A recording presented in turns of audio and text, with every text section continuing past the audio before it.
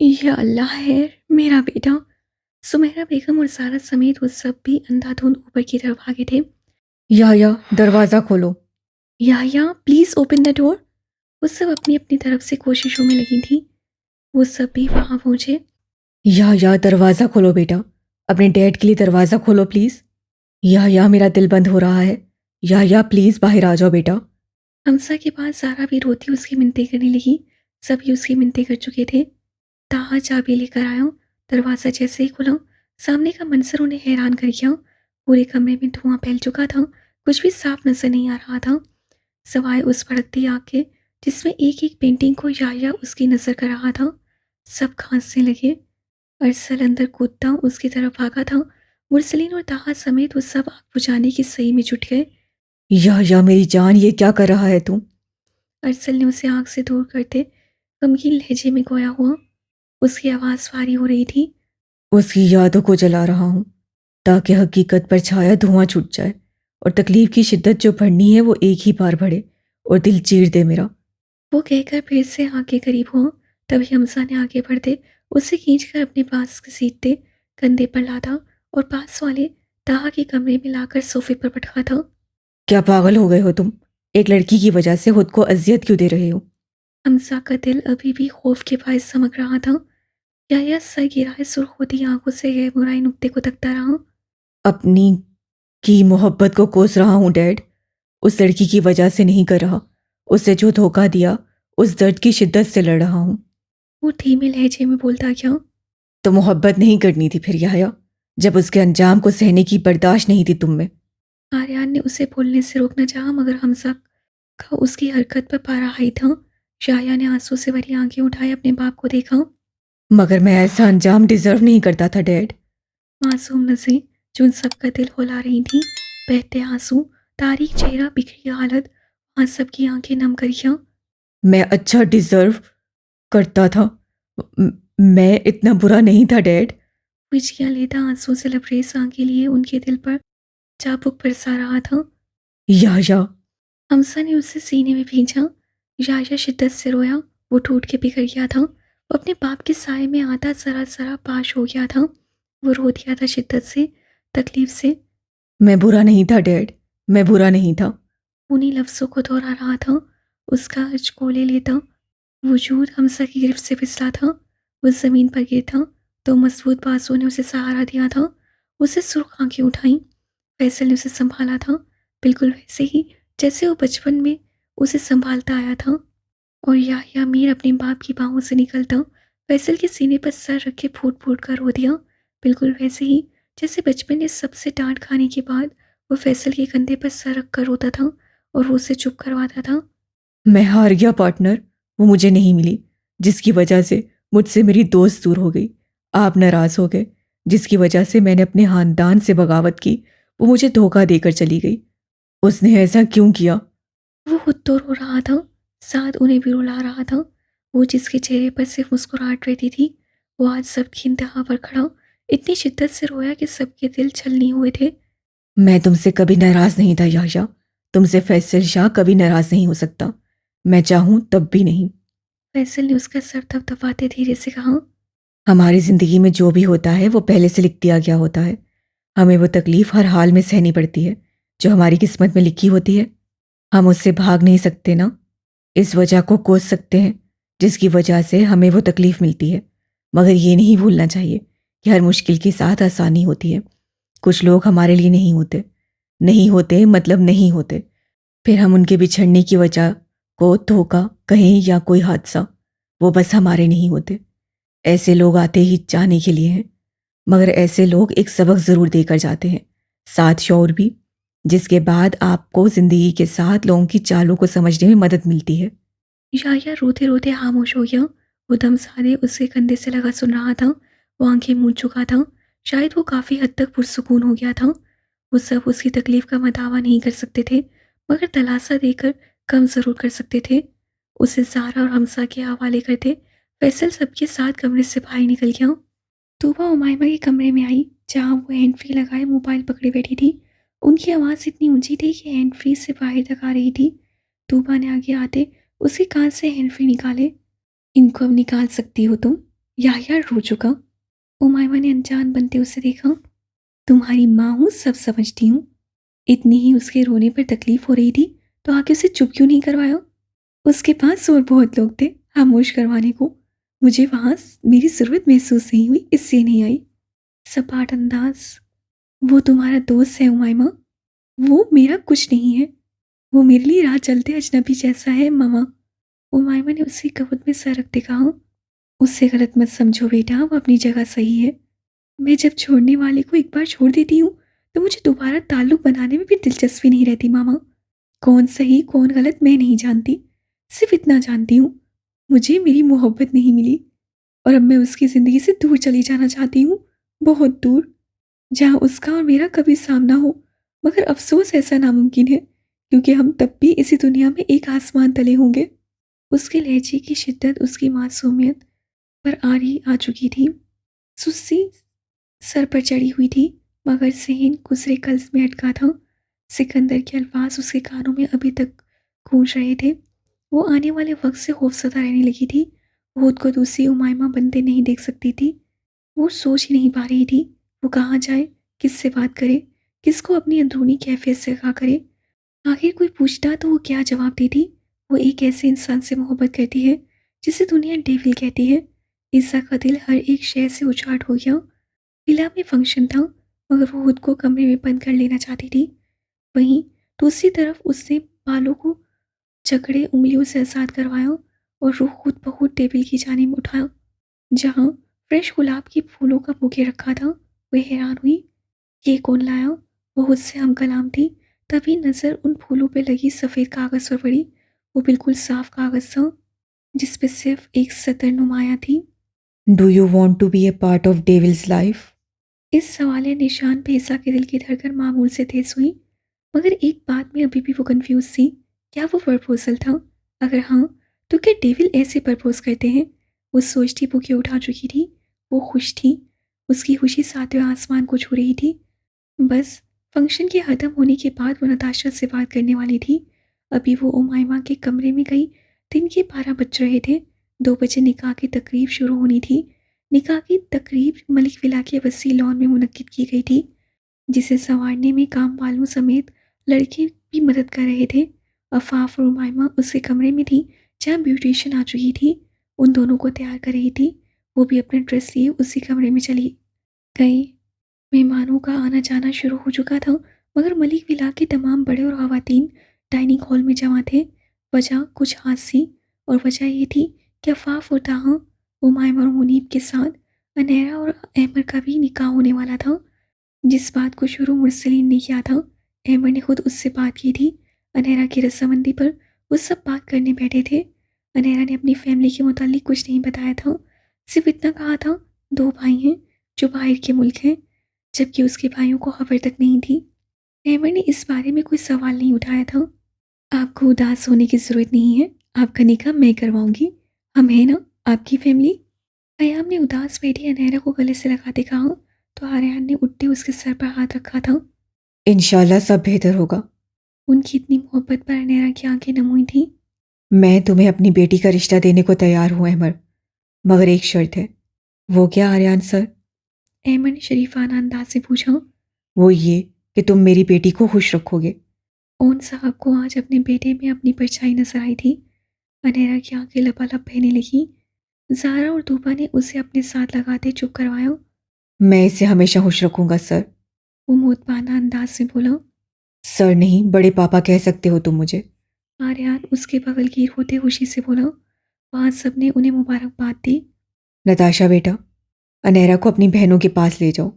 इसे भी तैयार करवा दो, आज इसका भी निकाह होगा। नताशा जो अभी वहाँ आई थी उससे हैरान होने की एक्टिंग की क्योंकि सारा प्लान उसका और अहमद का ही था। मुरसलीन ताहा, तुम लोग अहमर को साथ ले जाओ, तैयार करवा देना। या नहीं जागा अभी तक?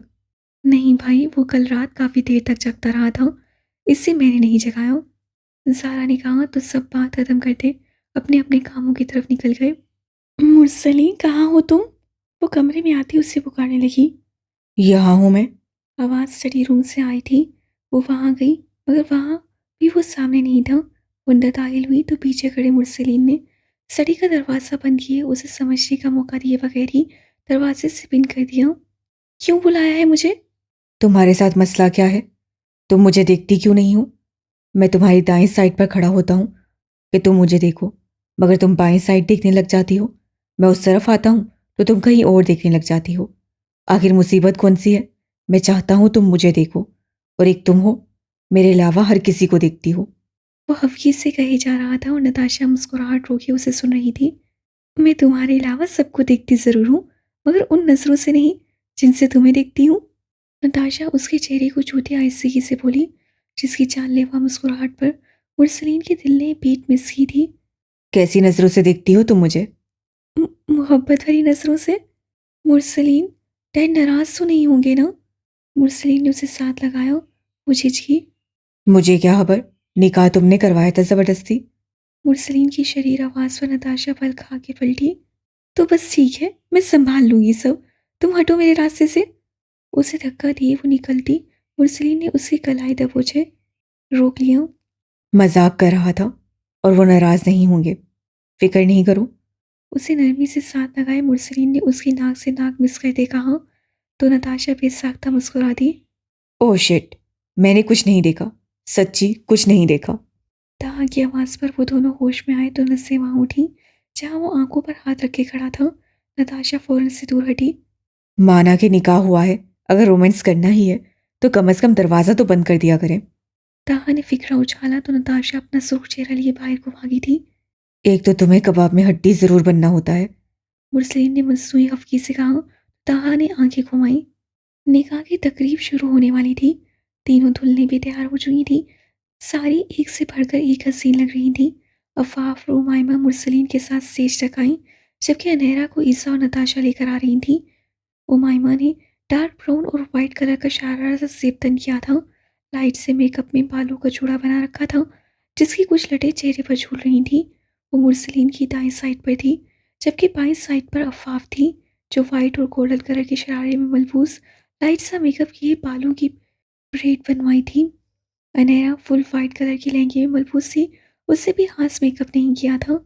वो तीनों ही इंतहा की हसीन लग रही थी। नताशा ने सुर्ख और ब्लैक कलर की कंट्रास्ट का हैवी फ्रॉक पहना था, जिसके गले और बाजुओं पर ब्लैक ही कलर की जाली का नफीस काम हुआ था, जो उसकी सफ़ेद रंगत पर खूब जच रहा था। मगर उन तीनों में से जो सबसे मुनफरिद थी, वो थी Isa Aryan Malik. Dark brown colour की नफीस से काम वाली लॉन्ग पैरों तक आती मैक्सी में सर पर हिजाब सजाए, मेकअप के नाम पर सिर्फ काजल और होंठों पर लाइट कलर की लिपस्टिक लगाई थी। वो आसमान से उतरी अप्सरा मालूम होती थी। वहाँ मौजूद तमाम मेहमान दुल्हनों को तो देख ही रहे थे, मगर ईसा पर तो जैसे उनकी नसें जम गई थीं। उसकी सहरंगेज शख्सियत और चमकती नीली आंखों में होंठों पर सजी रहने वाली हमेशा वाली खूबसूरत मुस्कुराहट किसी को भी उसका दीवाना कर सकती थी। वो क़यामत ही हुस्न रखती थी। अब क्या नज़र लगाओगे मेरी बहन को? साथ खड़े लड़के को देखते याया ने तनसे अंदाज में कहा, तो लड़का शर्मिंदगी से चेहरा झुका गया। 3 स्टेज बनाए गए थे। पहले स्टेज की एक साइड पे ताहा बैठा था, जबकि दरमियान में सुर्ख रंग का जालीदार पर्दा लगाया गया था। दूसरी तरफ अफाफ को बिठाया गया। दूसरे स्टेज पर अनहरा और अहमर बैठे थे। तीसरे स्टेज पर उमाइमा अकेली बैठी थी, जबकि मुनीब तो क्या, उसकी फैमिली में से भी कोई अभी तक नहीं आया था। फैसल, मालूम करो गफ्फार साहब लेट हो गए हैं। आर्यान ने फैसल को देखते कहा, तो उससे फ़ौरन से कॉल मिलाई। वो परेशान सा लग रहा था, और होता भी क्यों नहीं, उसकी बेटी दुल्हन बनी बैठी थी। आज उसका निकाह था और दूल्हा अभी तक नहीं आया था। मुरसलीन उन्हें परेशान देख पास आ खड़ा हुआ। पहले अफ़ाफ और ताहा का निकाह हुआ, जिसका भाई मुरसलीन बना था। मौलवी साहब ने निकाह पढ़वाना शुरू किया था। ताहा कबूल है कह चुका था। जबकि अफ़ाफ से पूछा गया तो उसकी धड़कनें एकदम तेज़ हुई थी। पूरा वजूद कांपने लगा था। साथ खड़े वक़ास से उसके सर पर हाथ रख के तसल्ली दी, और तभी अफ़ाफ ने भी अपनी ज़बरदस्ती के शौहर को निकाह में कबूल कर लिया। मौलवी साहब अनहरा और अहमद की तरफ गए, जिनका भाई याया बना था, और ऐसे ही देखते देखते अहमद ने भी ज़बरदस्ती की बीवी को अपने निकाह में कबूल कर लिया। हर तरफ मुबारकबाद का शोर था। अफ़ाफ ने ताहा की तरफ उस जालीदार कपड़े में से देखा। तो आखिर आपने अपनी जिद पूरी कर ही ली, ज़बरदस्ती वाले शोहर। अफ़ाफ ने मुंह बिगाड़ा। दूसरी तरफ अहमद ने अनहरा की तरफ देखा। मेरे साथ तुम्हें भी अपनी बर्बादी मुबारक हो, ज़बरदस्ती की बीवी। अहमद ने आंख विंक करते कहा तो जवाबन नहरा ने भी आंख विंक की, जिसका मतलब साफ था वो हर बर्बादी को झेलने के लिए तैयार है। उमाइमा स्टेज पर मुतमईन सी बैठी थी, क्योंकि वो जानती थी आज उसका निकाह नहीं होने वाला। जानती तो वो 2 दिन से थी, मगर खुद ही चुप थी। मुनीब ने खुद उससे कॉल करके निकाह से मना किया था, मगर उसका कहना था मना करना है तो अपने और उसके पेरेंट्स को करे, वो कुछ नहीं कर सकती। वो चाहती तो इस निकाह को एक दिन पहले ही रोक सकती थी, मगर ना जाने उसके दिमाग में क्या चल रहा था। मेहमान और मलिक विला वाले दूल्हे के इंतजार में आधे हो रहे थे, जबकि याया पिलर के साथ टेक लगाए खड़ा सामने स्टेज पर बैठी उमाइमा को देख रहा था। उमाइमा भी आंखों में गुरूर लिए उससे देख रही थी। वो दोनों ही मुनीब की हैसियत से वाकिफ थे, मगर दोनों ही अपनी अपनी जिद में खामोश थे। क्या हुआ? तुम काफ़ी परेशान लग रही हो। मुरसलीन नताशा के पास आया, जो गुमसुम सी खड़ी थी। पता नहीं मुरसलीन, मेरा दिल बहुत घबरा रहा है। ऐसा लग रहा है जैसे कुछ बहुत गलत होने वाला है। वो दिल के मुकाम पर हाथ रखते कहती उसे भी परेशान कर गई। मुरसलीन ने बेसाख्ता उसका हाथ थामा था। अल्लाह खैर करेगा, तुम परेशान नहीं हो। मुरसलीन के चेहरे पर भी परेशानी ने अहाता किया। मुरसलीन, नताशा दबी दबी आवाज में चीखी। क्या हुआ? वो जरा डर के बोला, हाथ छोड़ो मेरा, हम अंकल देख रहे हैं। नताशा ने जैसे ही कहा, मुरसलीन ने उसका थामा हाथ छोड़ दिया। वो भी रूह फौरन फेर गई। तभी मुरसलीन शर्मिंदा सा होता नजरें फेरने ही वाला था, जब उसकी नजर फैसल पर पड़ी, जो गिरने के अंदाज में सोफे पर बैठा था। सब एकदम से चौकन्ना हुए उसकी तरफ आगे थे, जबकि उमाइमा स्टेज पर ही बैठी थी। फैसल, फैसल क्या हुआ है? कुछ बोलो यार, क्यों डरा रहे हो? फैसिल, जवाब दे, कुछ बोल क्यों नहीं रहे आप?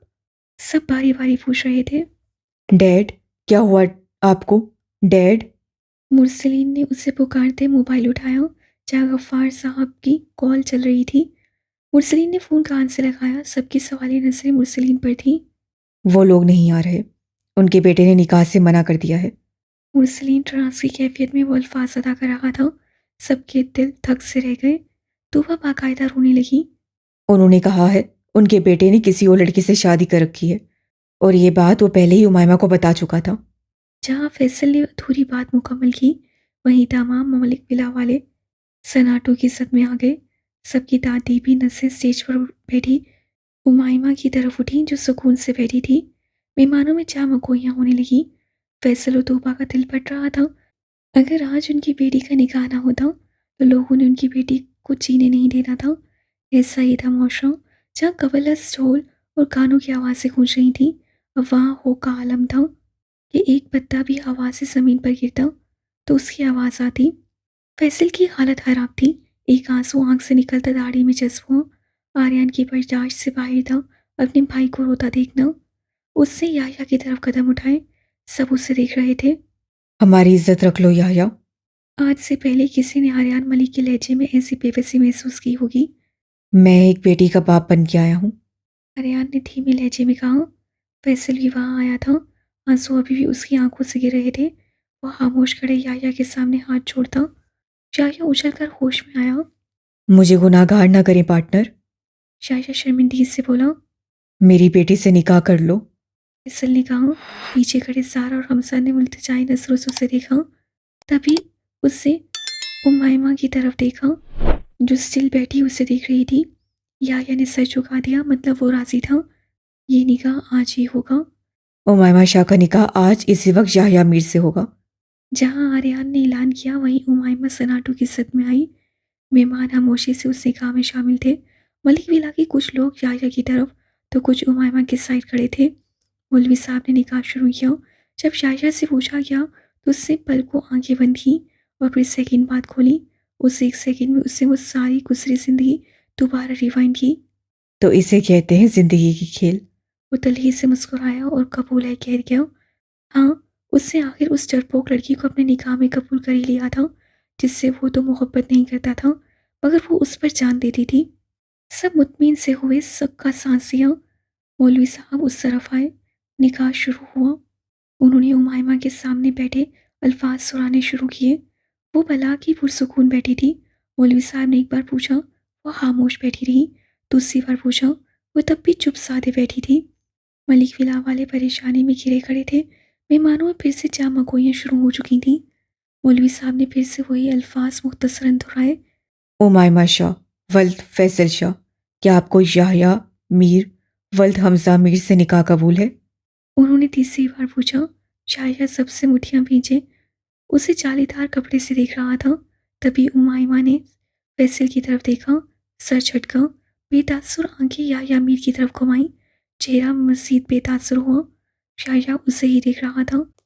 वो पथरीली नसों से उसे देखी गई, फिर उसके लब फड़फड़ाए। मलिक विला वालों ने सुख का सांस भरा। वो बोली थी।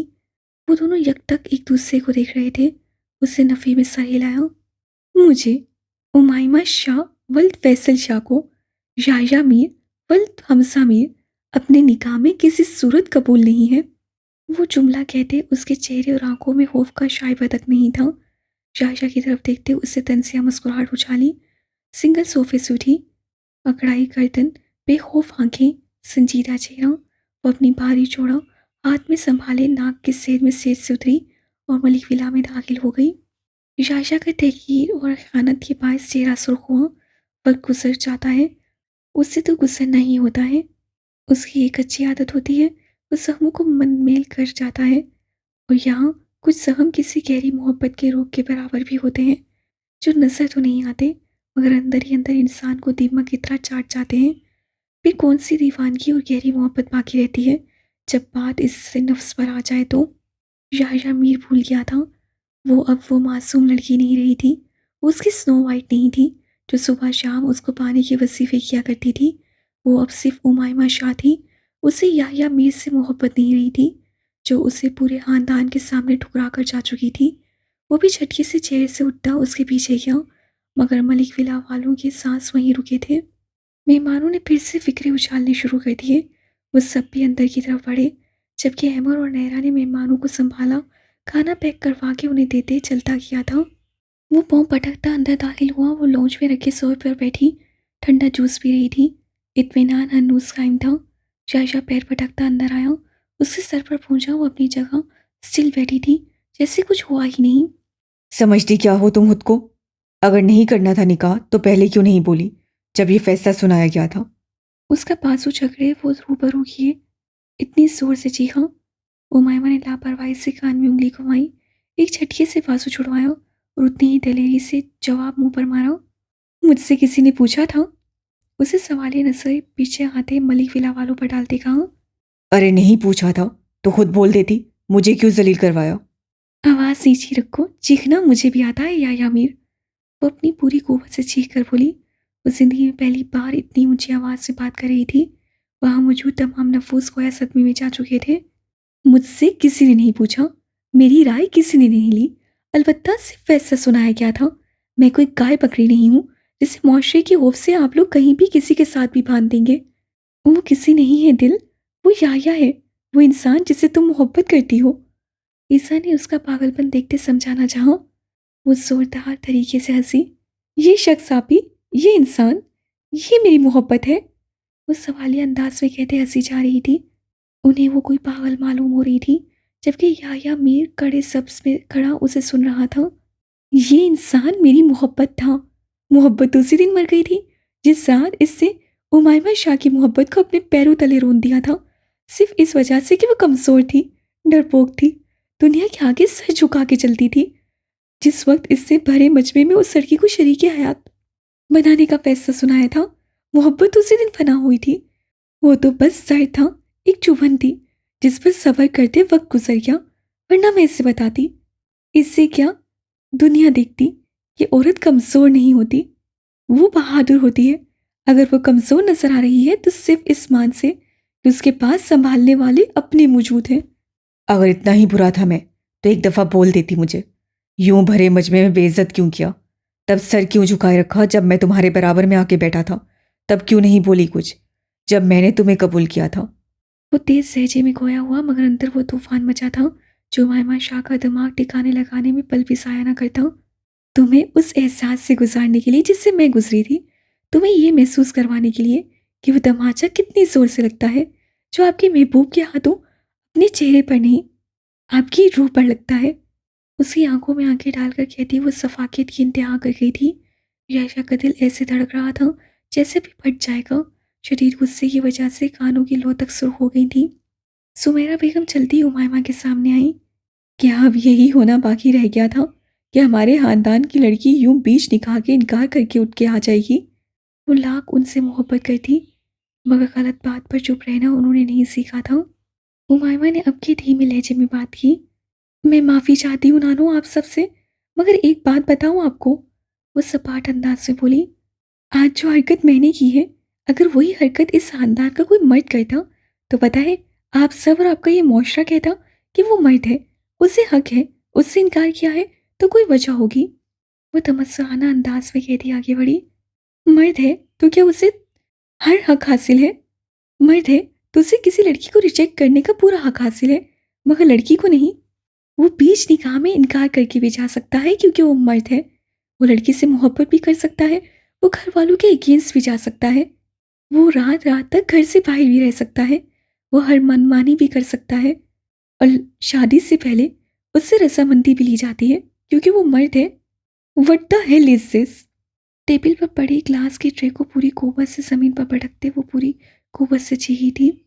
मुझसे किसी ने आके पूछा कि उमायमा, हम तुम्हारा निकाह इस शख्स के साथ कर रहे हैं, तुम्हें कबूल है कि नहीं? किसी ने भी पूछा हो? मुरसलीन, आर्यान, फैसल, हमजा, वकास, ओन साहब सबको बारी बारी देखते वो गोया हुई तो सबकी नसें झुक गई।